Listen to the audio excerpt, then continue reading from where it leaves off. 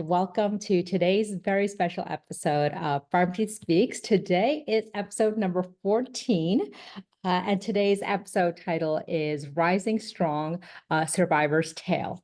And this podcast episode is going to be a lot about resiliency. And I have a very special guest on the line today. I have Samantha on the line with us. And I'm going to just introduce Samantha briefly, and then I'm going to hand it over to Samantha so she could introduce herself. So Samantha's story that she's going to share with us today, again, is a tale of resiliency. Samantha is a 3 times cancer survivor, so recurrent cancer survivor, which that in itself, I mean, cancer is scary, even if you get it just once, but to have gone through it 3 times, I think she epitomizes resiliency. And actually, so I'm going to continue introducing her, but I wanted to say yesterday I attended a meeting in which we were talking about some of the women in history that we look up to. And we talked about Joan of Arc. And so just now, as I started speaking, I'm like, oh my gosh, Samantha is basically our Joan of Arc. So Wow, what a compliment. you absolutely deserve that. Um, and Samantha, and for our audience, you are also a turned public speaker. You are also a content creator, and you are a huge health advocate, which I think, right, a lot of us who have health stories or have gone through our health journeys, I think a lot of us have turned into health advocates because we want to help others going through similar journeys. So that said, why don't you, Samantha, introduce yourself maybe a little bit better than I just did? No, you did amazing. You did amazing. Thank you so much for having me. It is a privilege to be here with you and chat with you. And hi to the audience. Yes, I am a recurrent cancer survivor turned speaker, content creator, and health advocate. I essentially, I have a passion for health and wellness and healing because whether it's cancer or another life crisis, we will inevitably have them, unfortunately. But the good thing is that I think there's a lot of valuable lessons that we can take on for the rest of our lives. Um, and I hope that sharing my story will show other people that. Absolutely, and perfectly said. I think having a diagnosis, or even again, aside from health, I think the things that we go through on a day-to-day basis in our lives, I think they're all learning opportunities, right? Yes, yes. It took me a long time to realize that. And then I think especially when you go through so much, there's something actually happens in your brain where you start to think of it in a negative way. Yeah. But through a lot of work on myself and obviously shout out to therapists and therapists, that has been life changing for me. I really have been able to turn that perspective around and, like you said, value even the tiniest inconvenience. Right, right. Yeah, it absolutely changes your perspective, right? Yes. Yeah. And so, Samantha, so going through your diagnosis, what helped you find the strength to really confront your diagnosis or diagnoses? Because of course, you're like you mentioned, or like I mentioned, you're a multiple cancer survivor. So what helped you find that strength? Because I know, right, when you have a diagnosis of anything, it's scary, and it's very easy to wallow and have self-pity, right? Which is again understandable given the situation.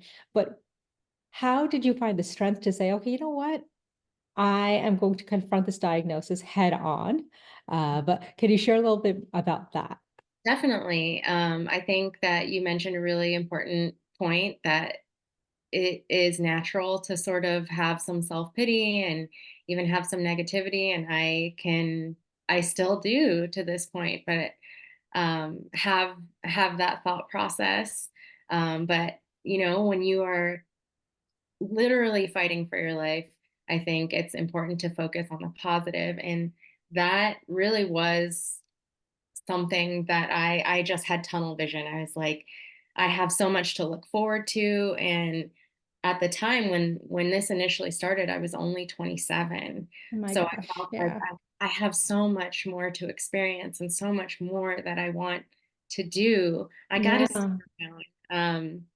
Kind of corny, but I have my husband, and at the time with my initial diagnosis, we had just gotten married. Yeah. And we had a whole lot to experience Of together. course. That was a huge driving force for me. Absolutely, absolutely. And I love that you had that outlook, you had that foresight to think that, this is not where my journey ends. I have a whole life ahead of me that I want to take advantage of and see the world. And I know you've done a lot of traveling, and so we'll get into that, but I couldn't agree more. And so Sam, so as you were going through your cancer diagnosis, what are some maybe coping mechanisms or strategies that you maybe found that were the most effective in navigating either the emotional challenges of cancer treatment or the physical challenges of cancer treatment? Because I haven't gone through this part, I haven't gone through what you've gone through, but obviously I've had my own health challenges, and I know just the emotional, physical aspect of it is challenging. So how did you cope? What were some coping mechanisms? Um, you know, a lot of people would say to me, and I'm sure to you too, that you don't realize how strong you are until you have to be. And yeah, Yes.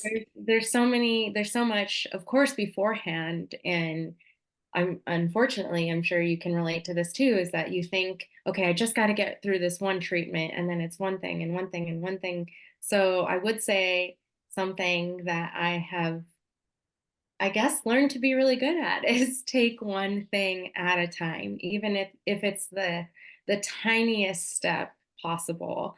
I think it's really important to just process things really gradually, or else absolutely it can take you over and feel incredibly overwhelming and daunting.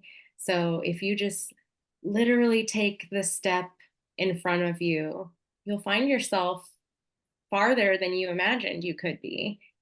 Yeah, absolutely. So, a former manager of mine, so right, I work in project management. That has been a lot of my career has been in project management. And I was overwhelmed at one point with one of my projects. And I was speaking to one of my former managers who I love dearly. And I said to her, I'm overwhelmed. And it just seems like, I had three subsequent projects that I was managing. And I said, I don't know what to do. I'm overwhelmed right now. And it just seems like a lot. I have a lot on my plate. And she said, let me ask you a question. She said, how do you eat an elephant? I said, huh?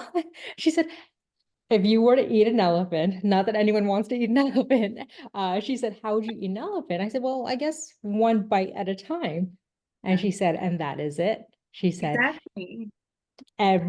take everything one step at a time and, stop trying to do everything all at once. Yeah, and kudos to you for admitting like, hey, I need help, because I think especially as women, we feel like we need to carry it all and do it all. And yeah, for everyone, not just women, but I think in our society, without getting too much into it, we just feel like we need to do everything, and we need to be competent at everything and be great at it, and not need any rest, and just be superheroes. And that's just not human, and it's not fair to like expect that from ourselves. That is Abs- a huge, sorry, oh, no, that's no. a huge lesson that I've taken away from this experience. Yeah, no, couldn't agree more. And so Samantha, I think you bring up such a great point. As women, right? And you're right, it's not just women, but as women, we do have a lot of responsibilities, and we're nurturers, right? So we want to take care of everybody. We want to be something for everyone. But also, right, I think the culture here in the United States I think it's different maybe than some other countries. I think we here in the United States definitely have a very go, go, go culture, and we're always adding more to our plate. And I feel, at least for me, when I'm not doing a lot of different things, I almost feel guilty. It's weird, right? Oh my gosh, that is something, a huge topic that I've had to tackle through therapy, of just not beating myself up for not doing enough, even when I'm sick, even when I'm exhausted.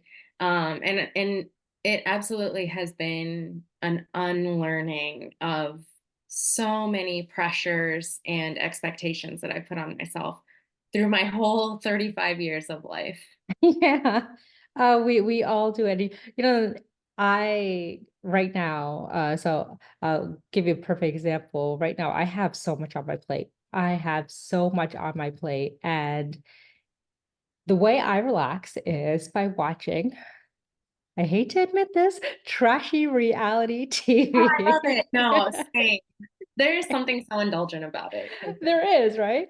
think. And but then when, if ever, I have a day off, because usually I work through the week, and although I have my weekends, even during my weekends, I'm working, right? Because I have this podcast, and I have a lot of other side projects that I'm working on. But if ever I'm sitting on the sofa and I'm watching TV, I almost feel guilty.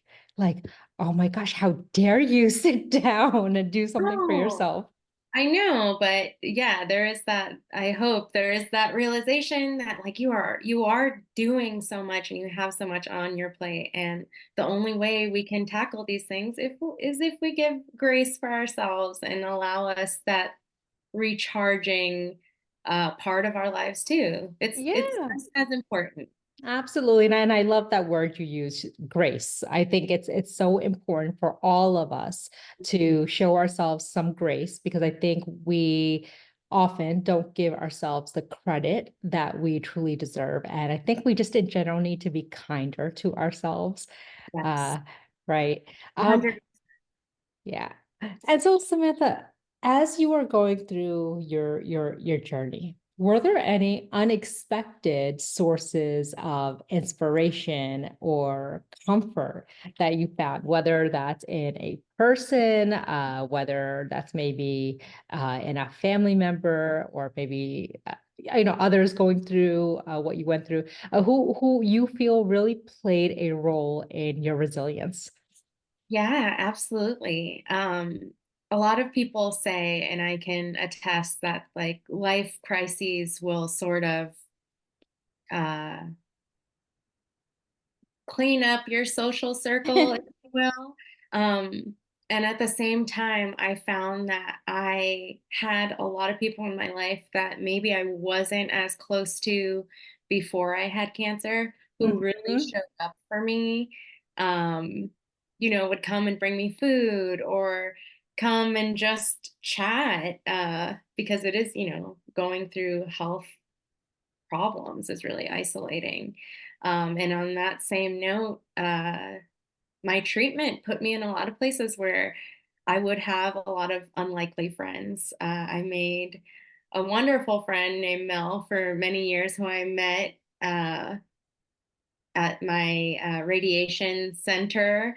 And he was in his 80s. And you would think that, a 20 something year old and a 80-year-old man would not have a lot in common, but we actually did. And it was really cool to see life through his eyes. And he taught me so, so much. And it was really cool to just have that. I hate that we both had the experiences that we did, Sure, but yeah, yeah. wow, what a cool friendship that I got to have. I wouldn't have otherwise. And what an inspiration. He had multiple myeloma and for many, many years, and just kept such a sunny disposition. And I learned so much from him, along with so many other friends that I made who maybe we weren't in the same age bracket, but could share our stories and support each other through the experience. It was really Yeah. special looking back. Oh, I love that. I love that. I love right, being closer to your age. I absolutely love speaking with folks who are elderly. I feel that they have so many incredible stories. I mean, I could sit with someone who's elderly for hours and upon hours, just listening to, what they've been through in life, et cetera. But I also think that you also bring up a good point that, I think we have more in common than not, right? Yes, yes, we definitely do. Just the human experience. Yes, hmm absolutely. And Regardless of our, maybe political views or age or ethnic background, we all have that in common as far as, challenging times in life and having to face them head on. And we all have so much to learn from each other if we can oh just my sort of put that aside. Oh, couldn't agree more. Yeah, absolutely. And I love, Samantha, that you have so firstly, from the time we met, what I probably recognize most about you is you smile a lot. And I love that because that's something that people say to me. And I love that despite having gone through the things that you've gone through, that you continue to have such a a PMA, a positive mental attitude. And I honestly, and you talked about how that was helpful to you in going through your diagnoses. And I agree. I think, that it definitely contributes to how we get through some of these very, very challenging situations. Uh, but then it also brings me to so I wanted to ask you, as you were going through your diagnoses, your multiple diagnoses, was there ever a time where it was challenging to maintain that level of positivity? Absolutely, absolutely. Just being realistic, it, especially going through cancer, you have to sort of admit the negative side of things because that just is the reality of the situation. I will even say that my positivity has been a little bit something that I've had to analyze myself and understand for myself too, because to be honest, sometimes there just isn't a positive spin that you can put on things. And sometimes life just sucks, and that's okay. Yeah, Something yeah. to accept. Um, so I think that has been a recent discovery for me is just being able to be okay with not being positive all the time and getting in touch with that that person in me who just doesn't feel like it all the time, who's just, doesn't want to be happy. I will say I think the positivity also comes from being able to appreciate life a little more, um, because I've really had to grab onto it and have like a stranglehold on it just to really appreciate the small things and allow that to make me feel positive, allow it to make me feel grateful.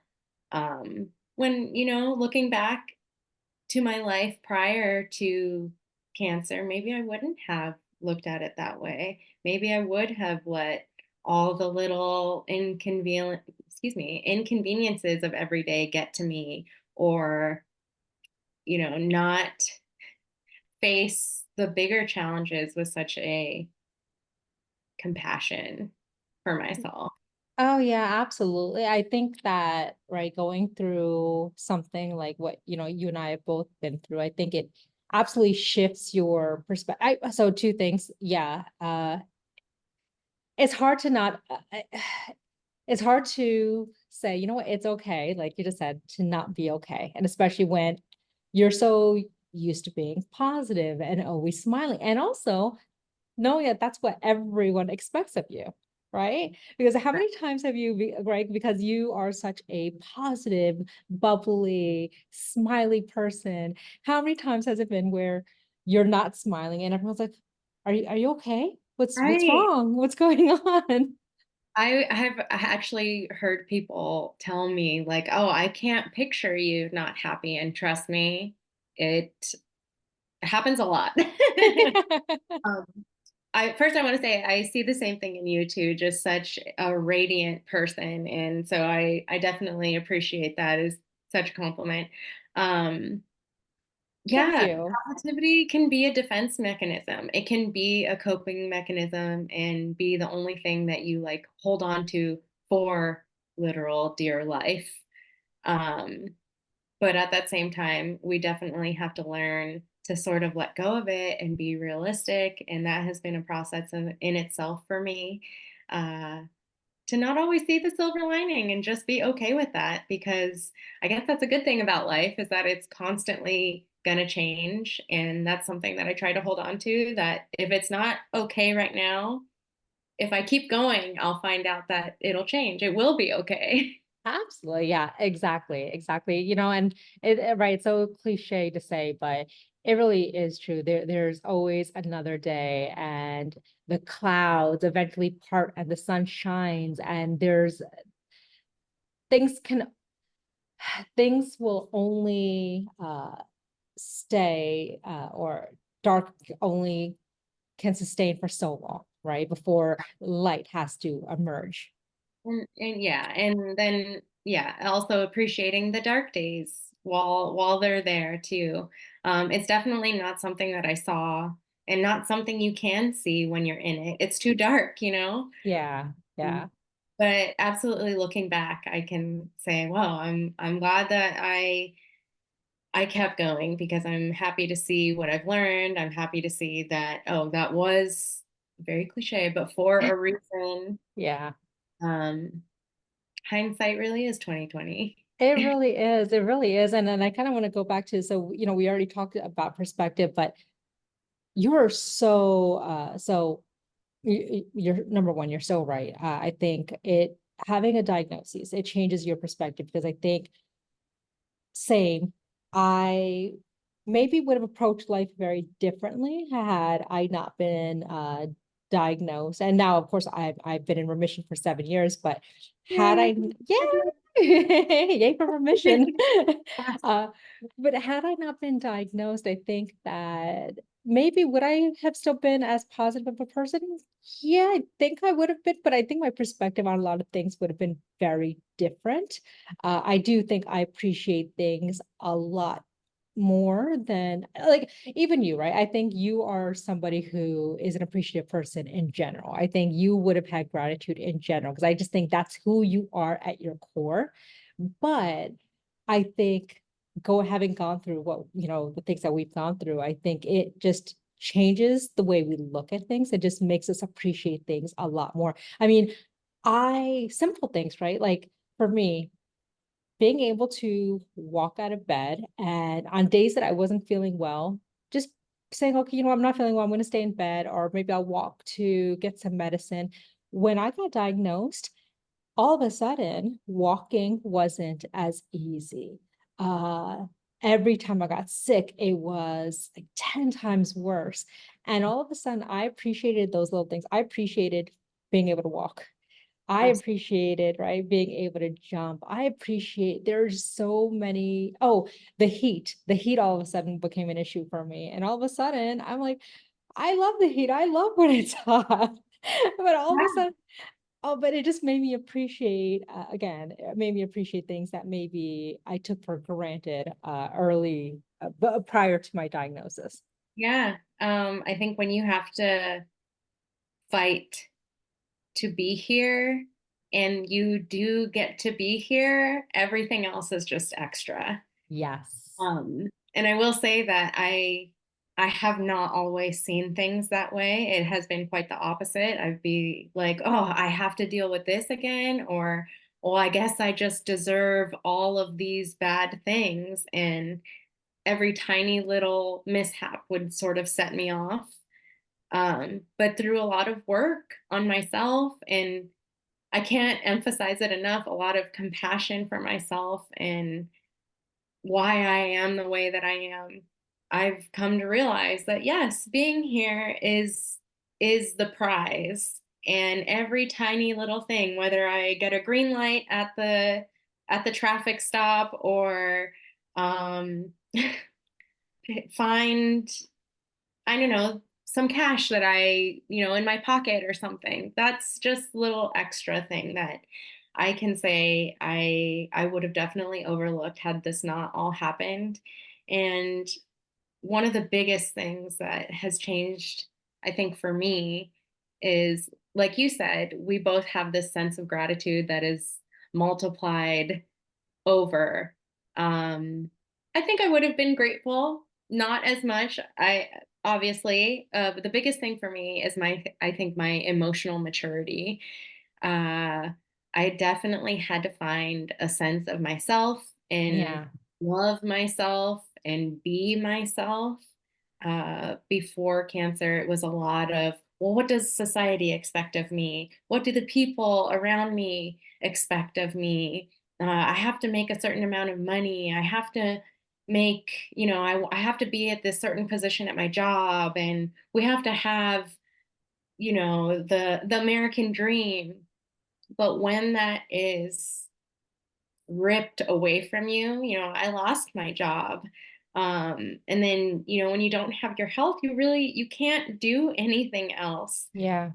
Uh, you kind of, I guess in a way, it is a gift to be able to let it go. Not to say that those things aren't important, because I know that everyone is different and we all Sure. value different things in life. But I absolutely, like you had mentioned, have prioritized the simple things in my life, like relationships and experiences, far higher than I would money.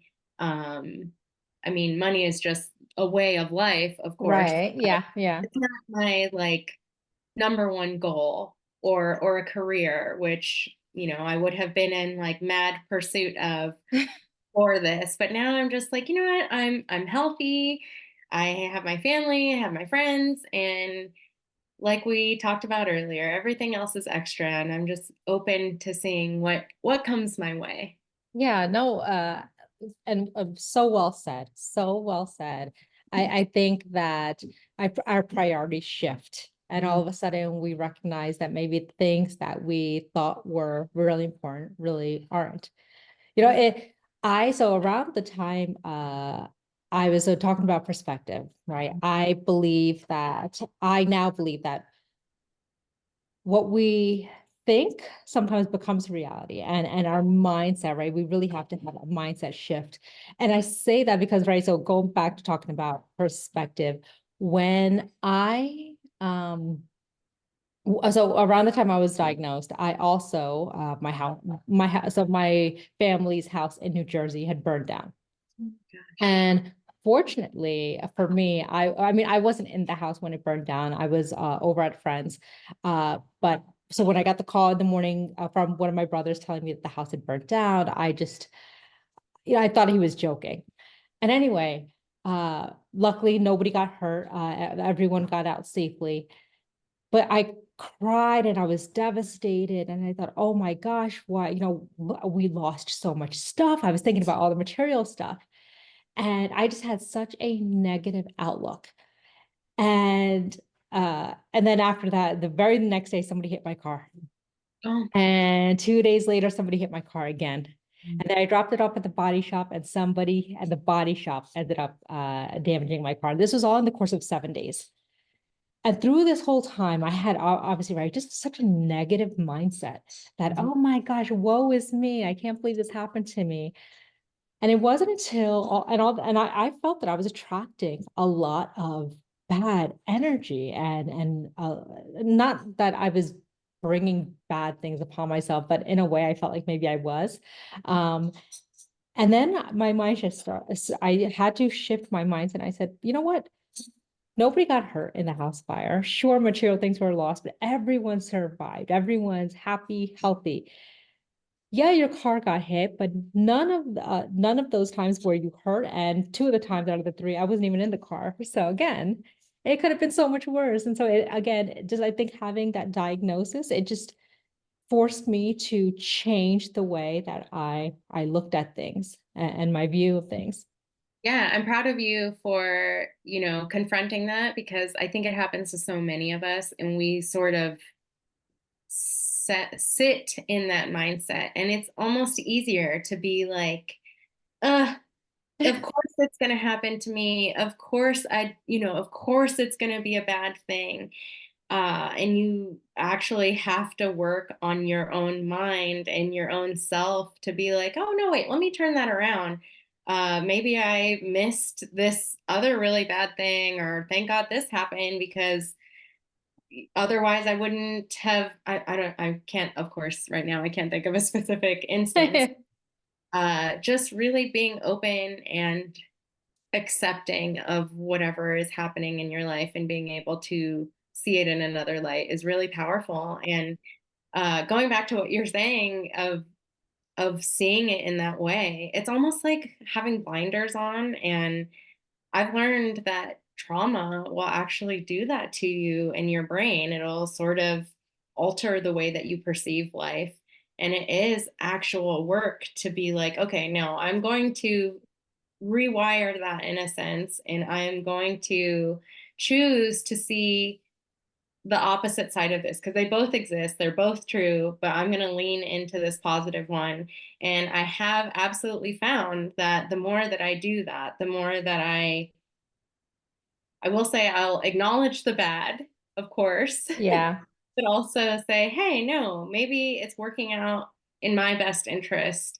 It absolutely has continued that pattern.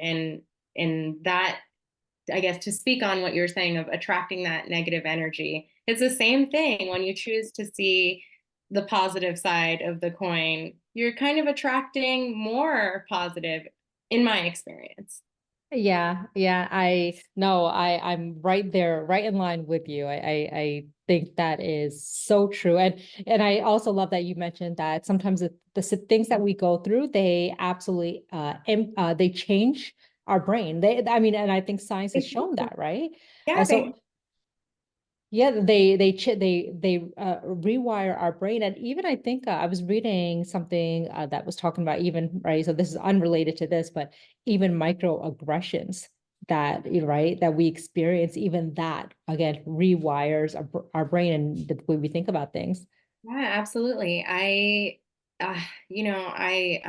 Once treatment was over, once everything, I guess I could say, life was supposed to turn back to normal for me, there was absolutely no normalcy. And I was a completely different person. I was very, like, easily upset, very overwhelmed, very emotional. Um, and that absolutely was a part of my healing process. But I realized, even going to therapy, that there was a lot of work to be done and a lot of confronting of what I had gone through and processing and healing. And I would say the overarching thing is just like really understanding it. And like we talked about, having that compassion for yourself of like, okay, I get why I would think this way, but I'm going to change it now. I'm going to really feel how I feel, as they say, feel the feelings. Yes. And that way, I found, is the only way I can really let it go. I did want to mention, for myself in particular, and I know that there are so many methods of healing and recovery out there, but something that has been life changing for me, obviously, is going to therapy and being able to talk about it. But also, I don't know, have you heard of EMDR? I have not. It's I'm not a mental health professional, but it was a mental processing type of therapy through eye movement that was able to allow me to sort of revisit these traumatic events in my life and look at them in a different way, really be able to um see it for what it was, not see it through the eyes of the person that was going through it back then, Yeah. because obviously that holds a lot of frustration and resentment, but see it through the person that I am now and be grateful. I know that sounds, I'm not trying to say like toxic positivity, but just to see it in a completely different light and be grateful that it happened and shaped me into who I am. Sure, sure. No, again, I think personally, I think that that is so impactful. I think that is so powerful, right? Mhm. To have that mindset. Yeah, absolutely. There are so many like treasures to be found, I think, for all of us if we are strong enough and brave enough to face the things that like are so painful and really hurtful. I Yeah. know it's like the unnatural, it feels unnatural to do, but through everything that I've been through, I would say that that would be one of the most powerful experiences that I've had, to really just get to know myself as a person. And not only that, but most importantly, love that person, love the person who has really struggled, love the person who only saw negativity or um, didn't feel strong enough, didn't feel worthy even to be living a full life. Or like I said, sometimes it's easier to say like, oh, well, I guess I only deserve bad things. I had to change my mindset there and be like, no, actually, you deserve good things, and we're going to go out there and get them. Absolutely. And and Samantha, I talked to, so I gave a speech last night and I was talking about exactly that. I talked about how and again, I think everyone experiences this, but especially as women, I think that we sometimes feel that we don't deserve certain things. We don't deserve the success that we have. We don't deserve the happiness that we have. So two things. Number one, I'm so glad you mentioned therapy because I couldn't agree more. I think therapy is powerful. I think it's necessary. I personally think everyone, man, woman, whomever, I think everyone should definitely experience or go through therapy. I think it's impactful, so impactful, and really just uh, life changing. Um, Something that has helped me, and I don't know if maybe, so the two things. Number one, I think to myself, if this was my best friend telling me that I got a new job, right? And oh my gosh, I got this new job, but I don't, and I imagine her telling me that, but I don't think I'm good enough. And I think to myself, what would I tell her? Would I Mhm. tell her, yeah, you're right, you're not good enough? Of course not, right? I would say, of course you're good enough. You're better than good enough, that they are so lucky to have you.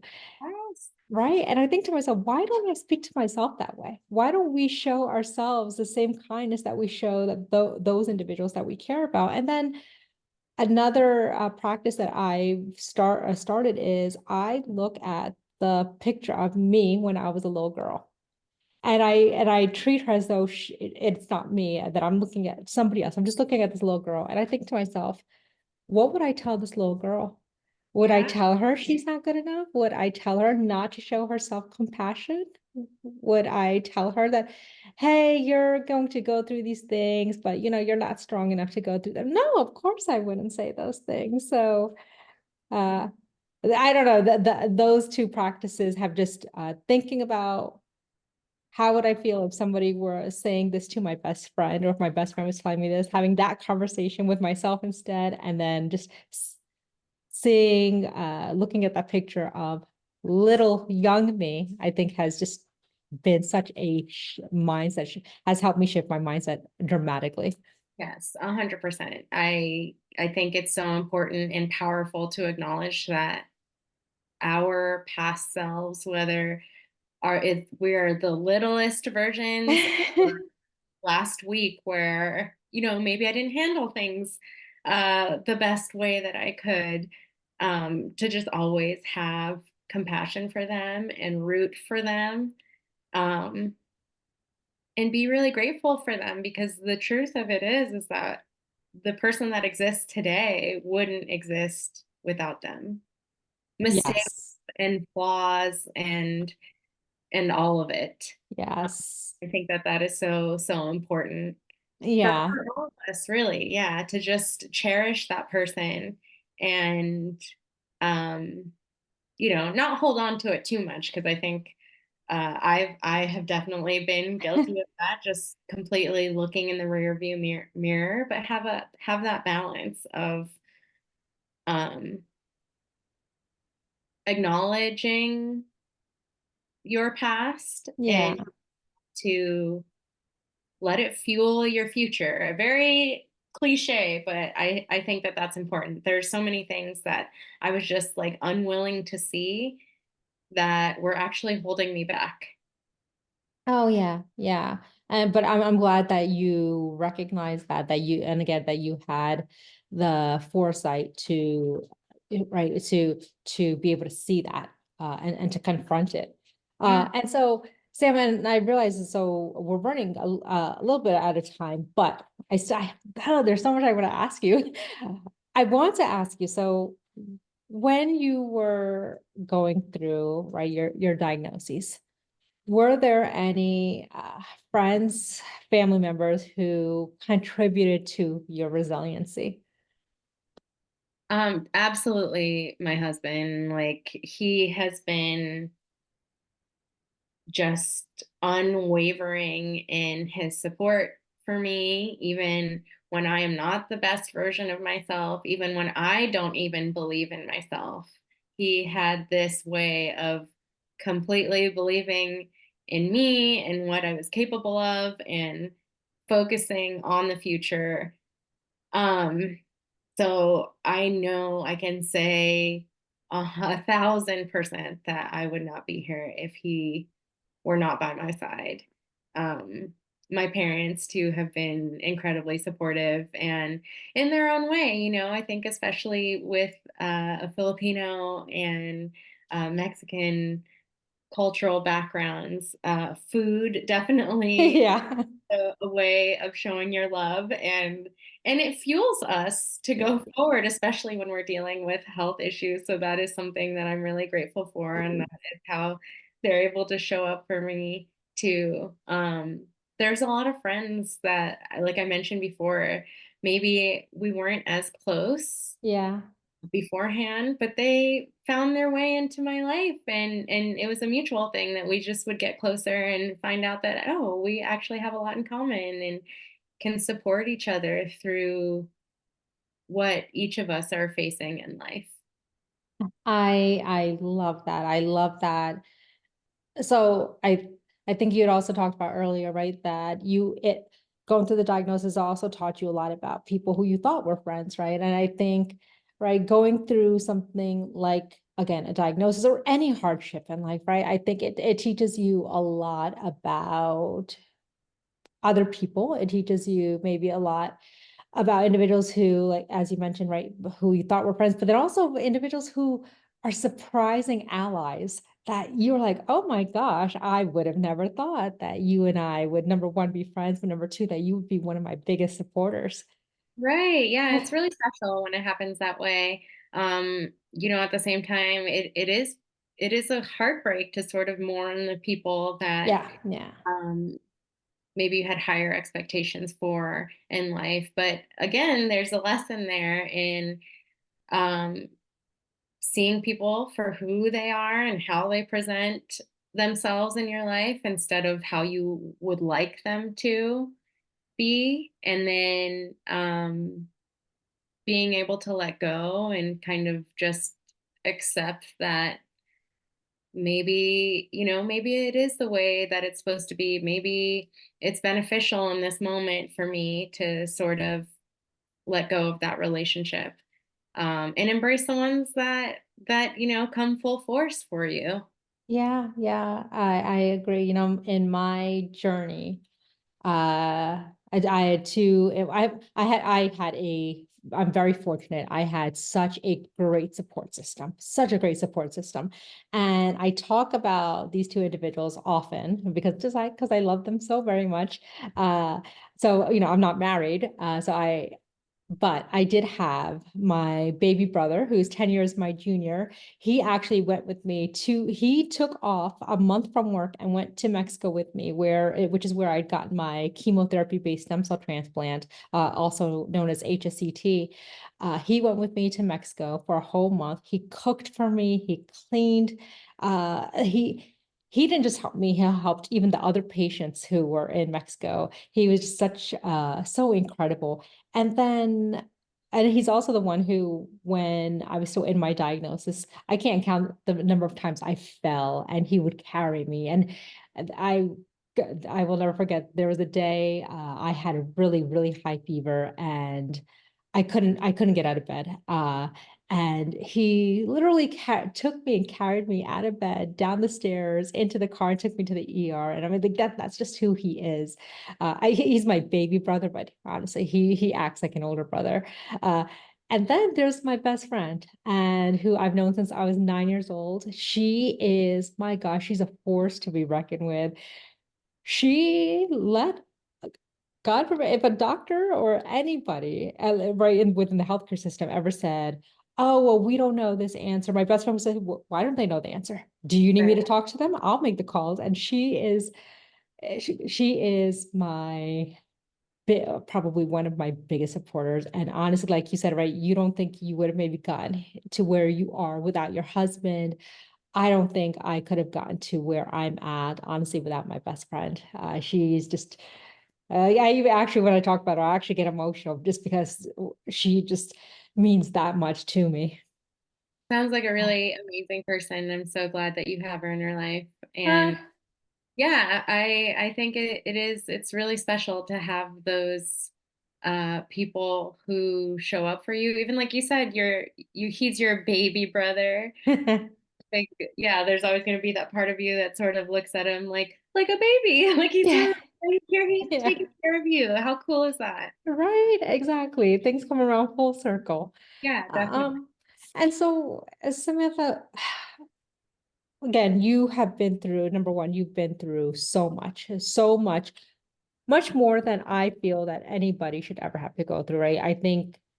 For, I don't think anyone should ever have to go through even again one bout of cancer or have to go through that one. So you've gone through it now 3 times and you are a survivor. You are the epitome of resiliency. Again, you are like Joan of Arc to me. Well, But thank you. what advice, Samantha, because I really think you are the perfect person to share with audiences.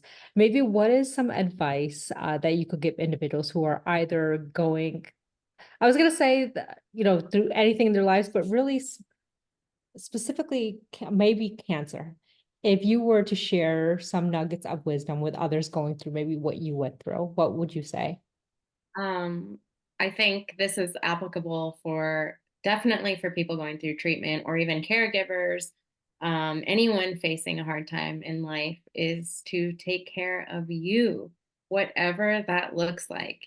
If that means you need to add a nap to your daily routine, do it. If that means you need to go get in some sunshine or just take a break from all the pressures in your life, do what you need to do. If I think compassion is always something that I'm always going to come back to, and then especially work at, because as we talked about, we're sort of conditioned to feel like I don't need anybody else. I need to be able to do this on myself and I by myself and uh, do this on my own and do be the best at it. But just recognize that we're humans and not have such high expectations of ourselves, not be so hard on ourselves. Um, just take a time out. Take a time out, take a breather, do what you need to do for you. And I really truly believe that uh, uh, I do want to mention that it sort of comes from a place of privilege that I have been able to take some time out for myself and been able to rest. I know it's not easy for everyone Yeah. to do, but I guess that goes back to doing it in a way that works for yourself. If that's even just, starting your mornings off with a walk. It's a small thing, but I think when we prioritize ourselves, we allow ourselves to have so much more success in the long run. I wouldn't have been able to go through treatment if I, you know, put so much pressure on myself to succeed, and push myself so hard to the point of uh making myself like upset, which happens sometimes, Yeah. to be completely honest. I'm probably going off on a complete tangent, but that would be my biggest advice, is to love yourself. And I mean all of you, the person who is angry, the version of you that is resentful, love that person. Tell them, like, I see you. I understand why you would be upset. Like, what can we do about this to help ourselves move forward? Because I've been there. I Yeah. know that it's easy to just accept that and live in negativity, but it doesn't have to be that way. And I think Yeah. it's really powerful when you do things for yourself, um, and you love yourself. Only good can come from that. Yes. Yeah, and I think that that is such an important reminder. I think it's again very difficult for some of us. I mean, I know that like I'm a work in progress. I was saying to some of the audience last night that, even when that mask falls from the plane, and I think I've said this on another one of my podcast episodes, even when the mask falls from the plane, when the air hostess or host tells you, oh, if there's an emergency, the mask will fall, make sure you place the mask on yourself first before helping somebody else. I struggle with that. I'm like, but what if the person next to me really needs help? And the thought of putting myself first, it's difficult, and it's something that I'm working through. But I think that is such great advice that I think we should all heed. And I think it's so important to, yes, love ourselves. Yeah, I will say that I found that when we do that, when we decide to love ourselves and heal ourselves, it's contagious. It has a way of working itself through your inner circle. And when you take care of yourself, you're taking care of the people that love you the most too, because you are then able to be the best version of yourself. You are able to love them better because you are meeting your own needs, as opposed to, always prioritizing the outside world and outside people. I have found that sometimes that'll make you feel empty and constantly looking for more. And when we're able to fill ourselves up, we can love on our loved ones better and realize that a lot of what we need is in front of us.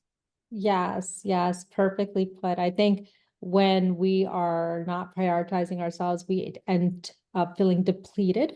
We even end up feeling resentful, which is, I mean, no one asked us to put them first or to, put all these things on our plate. And I think it's important to maybe take a step back and re-examine that. And yes, realize that we can only truly be there for others and show up the way they need us to when we have shown up for ourselves.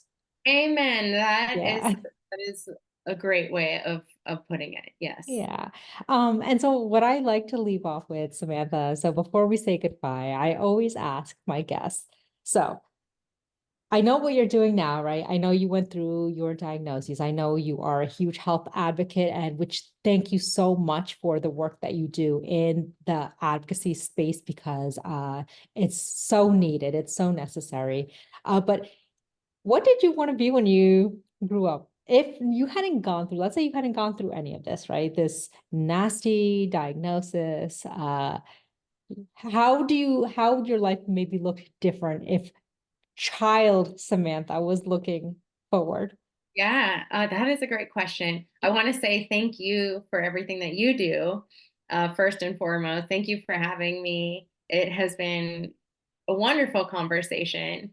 Oh, And I know that you are teaching folks out there so much thank and you. giving them a lot of perspective. Um, what did you know what? It depends on my age because I will say growing up, I wanted to be a lot of things. I I've worn many hats, and I used to get embarrassed by that. I think, without, again, going off on too much of a tangent, a lot of times people want to put ourselves in boxes. Like you Yeah. want to be this one thing. There's a version of me that wanted to be a teacher. There's a version of me, I have a background in journalism and wanted to be like a reporter, producer. Um, there is a version of me who has wanted to be a lot more creative and be like a best-selling author.